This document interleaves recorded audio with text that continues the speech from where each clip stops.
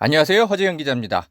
오늘 시사바리스타에서는요, 여러분, 박원순 시장님 연루된 성추문 폭로 사건 관련해서 언론들이 지금 앞다퉈서 우리가 고소인을 피해자란 용어를 쓰겠다, 이렇게 선언을 하고 있는데 이게 과연 맞는 건지 한번 고민해보는 시간을 갖도록 하겠습니다. 예.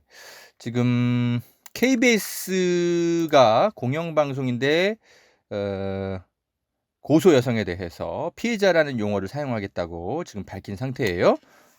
15일 KBS 1TV 뉴스 9 오프닝에서 메인 앵커가 이렇게 밝혔습니다. 고 박원순 시장 성추행 의혹과 관련해 고소한 여성의 호칭을 놓고 정치권 등에서 논쟁이 벌어지고 있는데, 앞으로는 KBS는 KBS 성평등센터의 자문을 근거로 피해자라고 용어를 통일한다라고 밝혔습니다. 그러면서 법률적 정의를 떠나 피해가 존재한다는 폭넓은 합의가 현재 공동체에 있다고 볼 수 있고, 과거 여러 사례 등을 봤을 때 피해자라는 호칭을 써야 한다는 판단이다, 이러면서 피해자라고 지칭했습니다. 자, 그래요.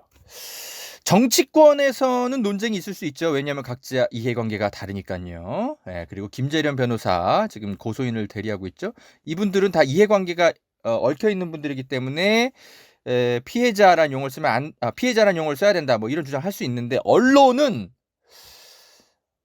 양쪽 모두로부터 거리두기를 해야 되는 저널리즘을 원칙을 가져야 되는데, 피해자란 용어를 쓰는 것이 과연 맞을까요? 지금 한겨레 젠더 데스크 이정현 기자, 뭐 제 입사 동기인데, 이정현 기자도 피해자라는 용어를 쓰면서 여러 가지 글을 쓰고 있더라고요.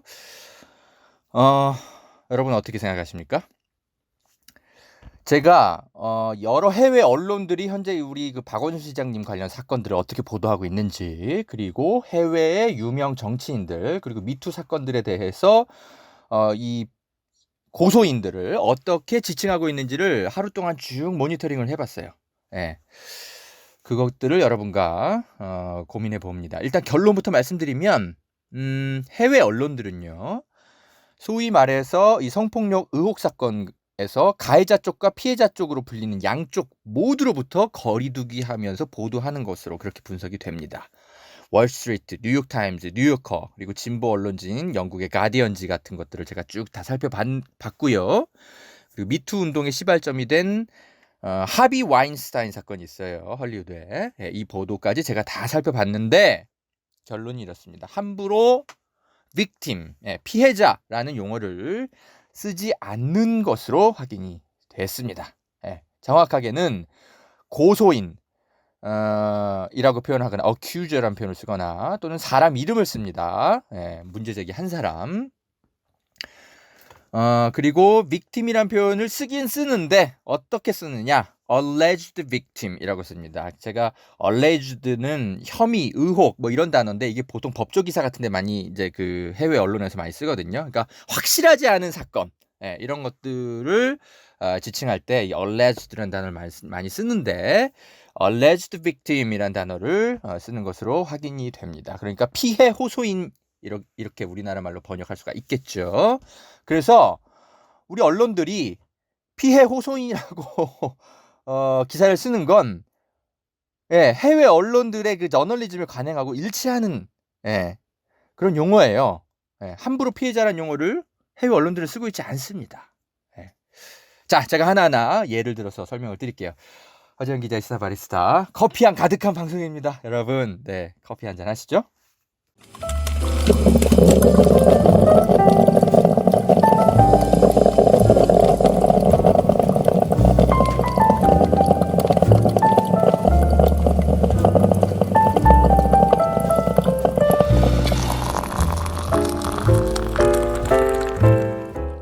허재영 기자의 시사바리스타 함께 하시겠습니다. 자,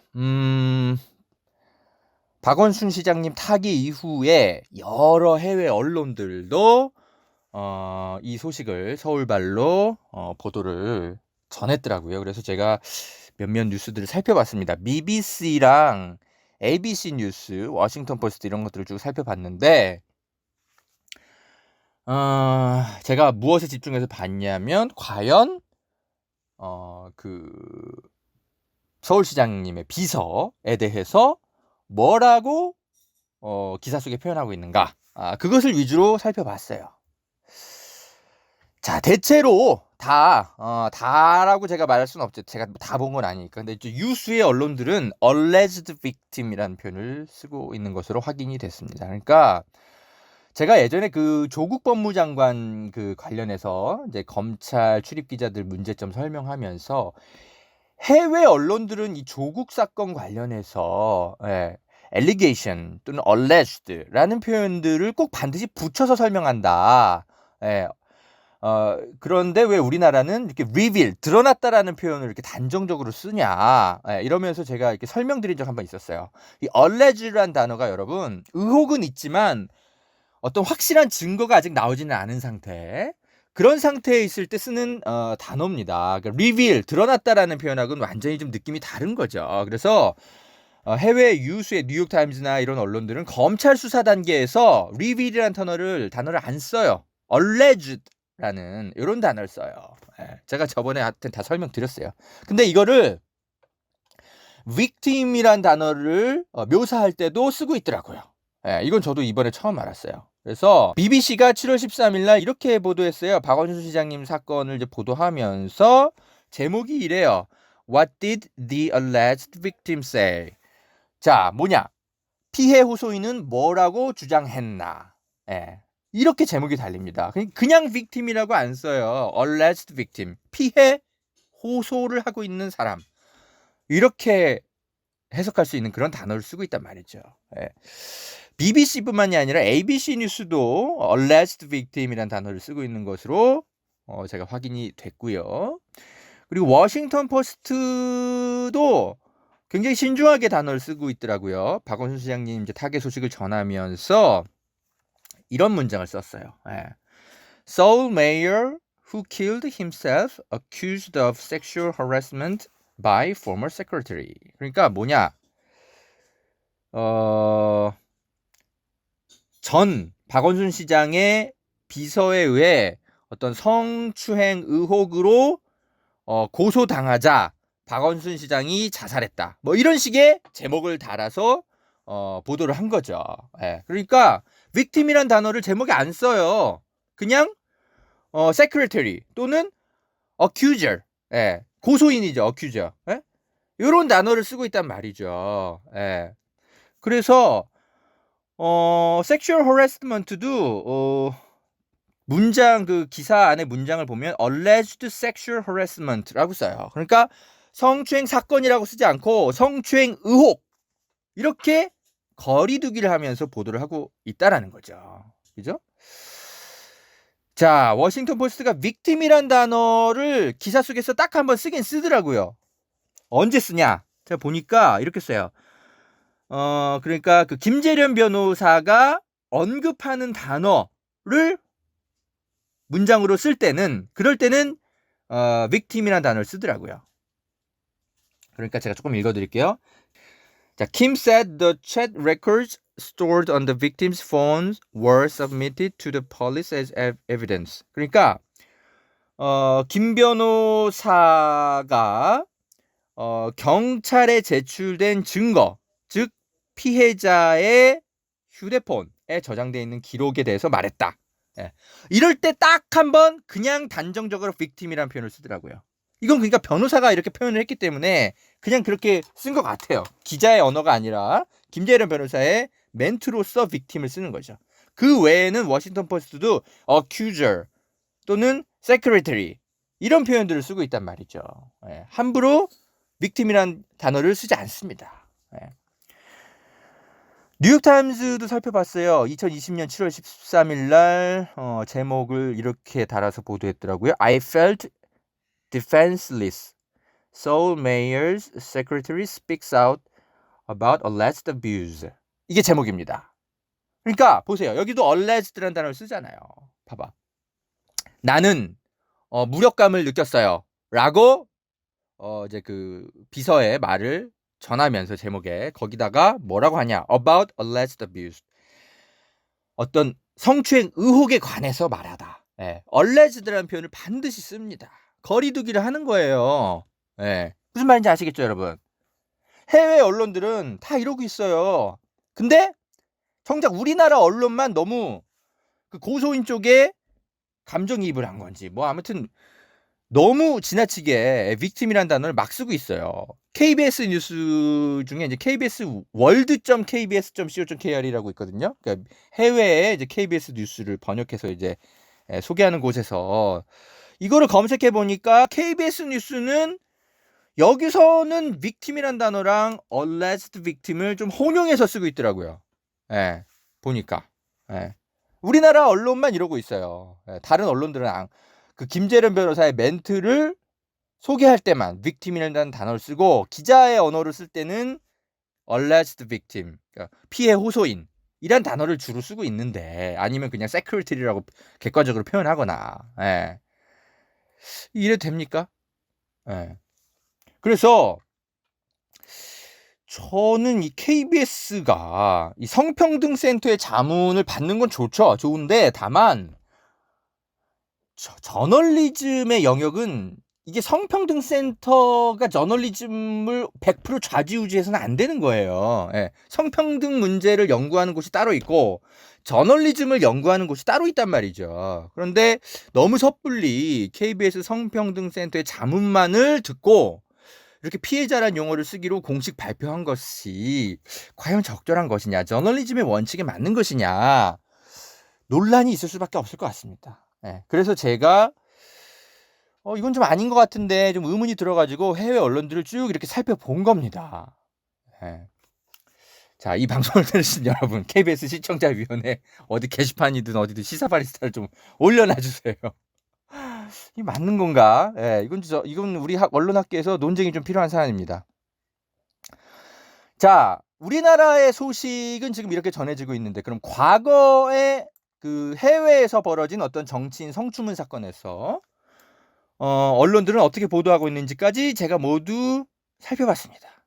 네, 먼저 2016년에 트럼프 대통령 어떤 그 배우가 기자회견을 열어서 자기가 그 트럼프한테 성희롱 당했다고 호텔에서 막 엉덩이 이렇게 그랩 당하고 뭐 이런 거 폭로한 사건이 있었어요. 네.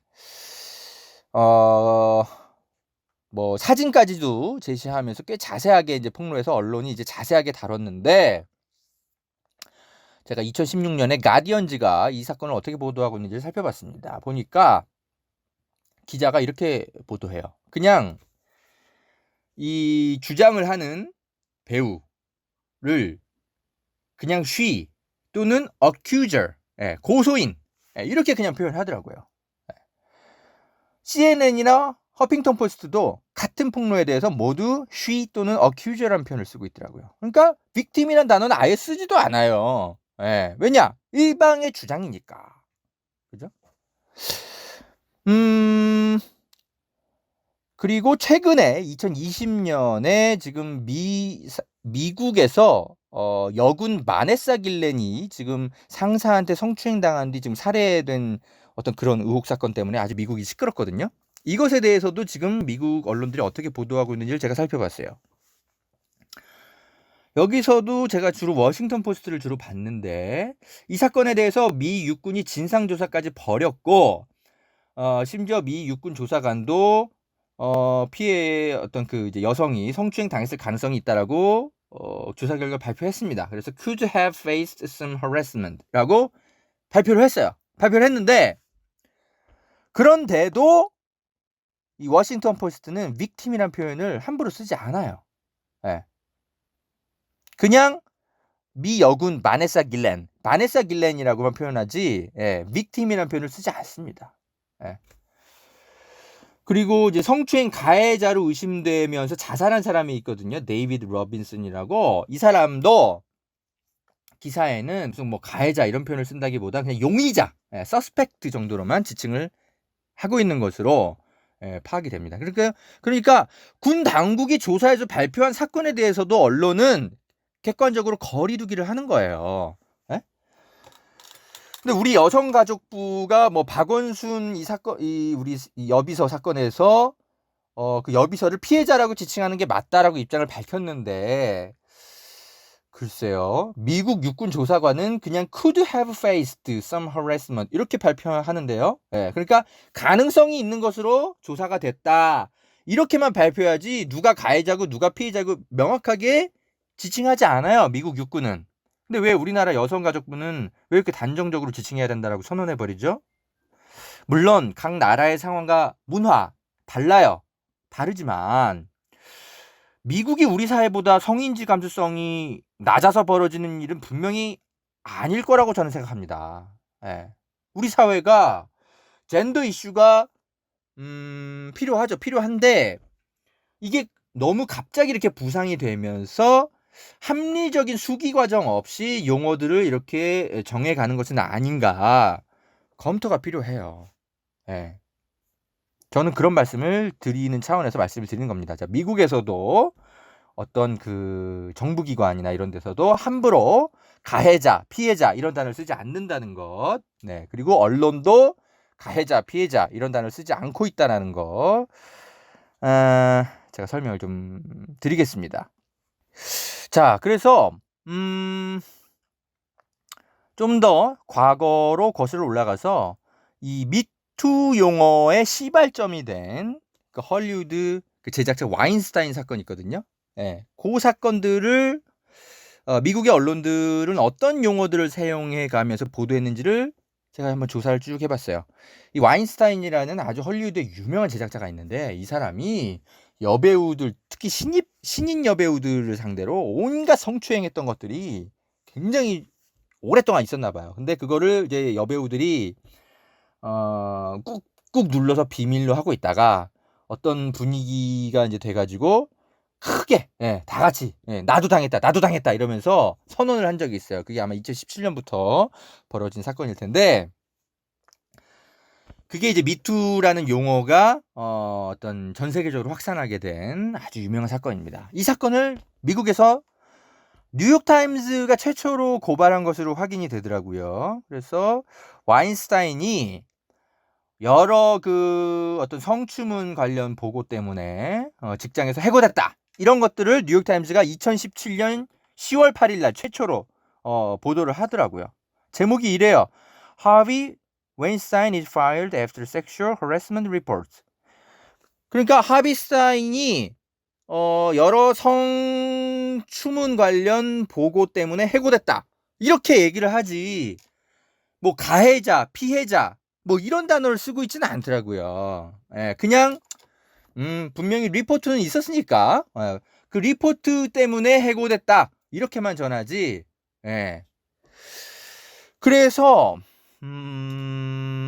이제 언론들이 이제 그 뉴욕타임스 보도 이후에 이제 앞다퉈서 성폭력 그 이제 피해자라고 주장하는 여성들을 만나서 인터뷰를 하기 시작해요. 예. 그래서 이틀 뒤에 뉴요커지가 2017년 10월에 이제 그 여배우를 만납니다.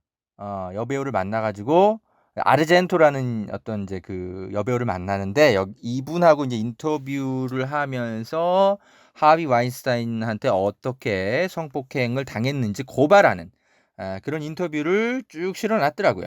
그래서 제가 이것도 살펴봤습니다. 뭐라고 보도를 하는지. 여기서도 보면은 역시 피해자라는 용어를 함부로 쓰지 않습니다. 그냥 기본적으로 accuser라는 용어를 쓰는 것으로 확인이 돼요. 또는 인터뷰 시에는 she란 단어를 씁니다. 이 뉴요커 인터뷰 제목이 이래요. From aggressive overtures to sexual assault, Harvey Weinstein's accuser tell their stories. 그러니까 뭐냐? 하비 웨인스타인에 대해서 고소인이 자세한 이야기를 전하다. 이렇게 제목을 쓴 거죠. 그죠? accuser란 단어를 그러니까 쓰는 거예요. 고소인. 네.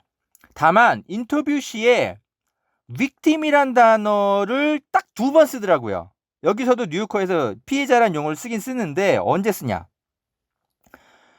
그 아르젠토 그 인터뷰한 사람이 사용하는 단어, 또는 그 회사 안에 있었던 익명의 직원들을 그냥 뭉뚱그려서 표현할 때, 그럴 때 victim이라는 단어를 쓰더라고요. 예. 그러니까 뭐 그 회사 안에 이제 다른 어떤 그 피해자들이 있었을 거 아니에요. 그래서 요런 문장이 있더라고요. 어떤 회사의 직원들은 피해자들을 안심시키기 위해서 집단적으로 속임수를 쓰기도 했다라는 어떤 문장이 있더라고요. 요럴 때 그냥 뭉뚱그려서 그냥 피해자라는 용어를 써요. 예. 그런데 이제 아르젠토 같은 경우는 자기가 직접 피해를 당한 사람이라고 폭로하고 있는 인터뷰이죠. 예, 이 사람에 대해서 victim이라는 단어를 쓰느냐? 기자가 직접 쓰진 않아요. 예. 그냥 아르젠토의 말로써 victim이라는 표현을 따옴표 써가지고 옮겨 적는 건 있더라고요. 예, 정확하게 이런 단어입니다. The thing with being a victim is I felt responsible, she said. 어쩌고저쩌고 이렇게 써요. 뭐냐? 내가 피해자가 됐다라는 것 자체에서 나는 책임감을 느낍니다. 예, 아르젠토 여배우가 말했습니다. 그러면서 뭐 이분이 이제 내가 강한 여자였다면, 예? 그 와인스타인의 그 볼을 걷어차고 달아났을 테지만 나는 그러지 못했다. 그래서 책임감을 느낀다. 이런 이제 인터뷰를 하더라고요. 예, 그러니까 본인의 언어로서 victim이라는 표현을 쓰는 것 자체는 뭐 굳이 뭐 이렇게 거르진 않아요. 따옴표 써서 어차피 표현하는 거니까. 근데 기자가 victim이라는 표현을 쓰진 않고 제목에는 어떻게 썼다? 아까 말씀드렸죠. accuser, 고소인. 예, 이런 표현을 쓴다라는 겁니다. 예, 그래서 하비 와인스타인 사건, 이거 이게 전 세계적으로 엄청난 사건이었죠. 예, 박원순 시장 사건보다도 엄청나게 그 해외 언론들이 이제 주목해서 보도했던 사건인데, 이 사건이 처음 이제 미투가 터져 나왔을 때도 언론은 victim이라는 표현을 함부로 쓰지 않았다라는 거예요. 예, 그냥 accuser라는 표현을 썼어요. 그냥 고소인인 거죠. 고소인. 예. 다만 지금은 그럼 하비 와인스타인 사건을 언론들은 어떻게 쓰고 있느냐? 한번 그것까지 살펴봤어요. 왜냐하면 이제 지금은 시간이 많이 흘렀고 사건의 진상이 다 밝혀졌고 하비 와인스타인도 법원 판결도 받고, 예? 본인의 잘못을 인정하고 막 다 정리가 대체로 됐어요. 그러면은 언론들은 어떻게 표현을 쓰고 있냐? 지금은 제목에서 단정적으로 victim이라는 표현을 쓰더라고요. 예. 2020년 6월 30일 월스트리트를 봤습니다. Harvey Weinstein's victims entitled to compensation from 19 million fund. 예. 뭐냐? 그러니까 하비 와인스타인의 피해자들은 1900만 달러 기금에서 그 각종 소송 비용 등에 쓰인 어떤 그런 그 돈에 대해서 보상을 받게 될 예정이다. 뭐 이런 식의 이제 제목인 것 같아요. 예. 그러니까 보세요. 제목에서 단정적으로 하비 와인스타인's victims 이런 표현을 씁니다. 지금은 왜? 정리가 된 사안이니까. 그러니까 해외 언론들이 victim이라는 단어를 안 쓰는 건 아니에요. 근데 어느 때 쓴다? 모든 사안이 정리되어서 법원 판결까지 나오고 났을 때, 한참 지나서 victim이라는 단어를 쓰는 거예요. 그전에는 accuser라는 단어를 쓴다거나 alleged, alleged라는 표현을 써서 뭔가 조금 거리두기로 해서 쓴다거나 alleged victim. 그러니까 우리나라 언론만 지금 대단히 좀 성급하게 어떤 이렇게 양쪽이 이렇게 대립하는 사안이라든지 아니면 진상조사가 아직 끝나지 않은 사안에 대해서까지 지나치게 피해자란 용어를 섣불리 가져오는 것은 아닌가. 이런 결론을 우리가 내릴 수밖에 없죠. 자, 그래요, 여러분. 제가 그래서 이 문제와 관련해서 이제 언론 학자분들, 우리 한국에 계신 분들한테 좀 물어봤는데, 이런 문제와 관련해서 연구된 적이 없더라고요. 잘 모르시겠다는 거예요. 그래서 제가 그냥 직접 다 찾아본 거예요. 한 번도 이 문제에 관련해서 한국에서 논쟁도 돼본 적도 없고, 해외에서조차도, 해외 언론에서는 뭐 더더군다나, 이런 것도 관련해서 크게 고민해 본 적이 없기 때문에, 용어가 고민조차도 돼본 적이 없어서 정리된 게 없더라고요. 그래서 제가 이런 좀 정리를 좀 해봤습니다. 한번 좀 참조가 되셨으면 좋겠고요.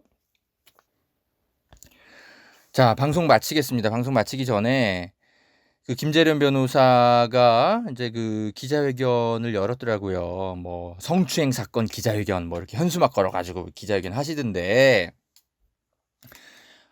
폭로된 내용들을 보니까 이래요. 뭐 박원순 시장이 뭐 혈압 체크 같은 거 비서한테 시키고 샤워할 때 속옷 같은 거 챙기는 일 같은 거 시키고 했다.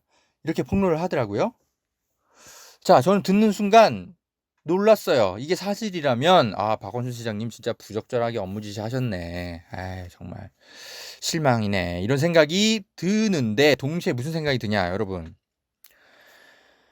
부적절한 건 맞는데 이게 애초에 알려진 어떤 위력에 의한 성추행 사건 이런 걸로 해석이 되십니까? 그런 것과는 좀 거리가 있는 것들 아닌가요? 혈압 체크하고 샤워할 때 속옷 챙기는 거. 저는 뭐 무슨 뭐 그죠? 뭐 억지로 뭘 만지거나 뭐 아니면 키스를 했거나 뭐 이런 것들이 좀 폭로가 돼야 되는 거 아닙니까? 증거가? 왜 그런 게 아직도 하나도 안 나오죠? 이게 형법이 규정하고 있는 성추행은 뭐 이렇게 혈압 체크하거나 뭐 속옷 챙겨오게 하거나 이런 걸 가지고 성추행이냐? 이건 형법이 규정하는 성추행이 아닙니다. 예. 그러니까 변호사라면 말이죠. 도덕적으로 비판할 것과 형사처벌 받아야 될 성추행은 구분해서 기자회견을 해서 설명을 해야 되거든요. 근데 일반 대중은 뭐 사실 다 뭉뚱그려서 이야기할 수 있죠. 예. 그런데 변호사는 그러면 안 됩니다. 법조인이기 때문에. 근데 법조인이 그렇게 기자회견을 하고 있더라고요. 저는 이런 부분들은 조금은 유감입니다. 예. 그래서 저는 당연히 이제 뭐랄까 박원순 시장을 무조건 옹호할 생각도 없고 또는 뭐 피해자 쪽이 음모를 펼치고 있다. 특히 그런 얘기하시는 분들 저는 혐오해요. 예. 절대 누구 편에 설 생각도 없지만 이 진실을 밝혀 나가겠다라고 주장하시는 법조인들이 법적 처벌을 받을 것과 도덕적 비판을 받을 것들을 다 뭉뚱그려 가지고 성추행이다. 형법상 문제 있다. 이렇게 주장하는 그거는 옳지도 않고 이건 정치 행위입니다. 바로 그런 행동들 때문에 대중들이 다 혼란을 겪고 우리끼리 자꾸 싸우는 거예요. 그리고 언론들도 거리 두기를 해서 이 부분에 대해서 확실하게 밝혀질 때까지는 모든 표현들을 신중하게 써야죠. KBS는 왜 KBS 성평등센터의 자문만 듣고 맙니까?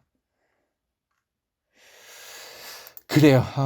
이 부분들은 매우 민감하기 때문에 언론들의 어떤 보도 그리고 여러 가지 서울시가 진상조사하고 있죠. 그런 부분들 추가로 좀 확인되는 것들이 있다면 보도를 해드리겠습니다. 자, 허재영 기자의 시사바리스타 오늘 여기까지 하겠습니다. 저는 여러분들이 주시는 소중한 후원금으로 이렇게 열심히 취재하면서 언론의 바른 나아갈 길에 대해서 취재하고 설명드리고 이렇게 하고 있습니다. 도와주시는 모든 여러분께 감사드립니다. 오늘 그 정리해드린 내용은 리포액트 사이트에도 제가 정리해서 기사로 올려드릴 테니까요. 궁금하신 분들은 살펴보시고 각종 커뮤니티에 이렇게 퍼나르게 하셔도 될 것 같습니다. 감사합니다. 다음에 또 찾아오겠습니다.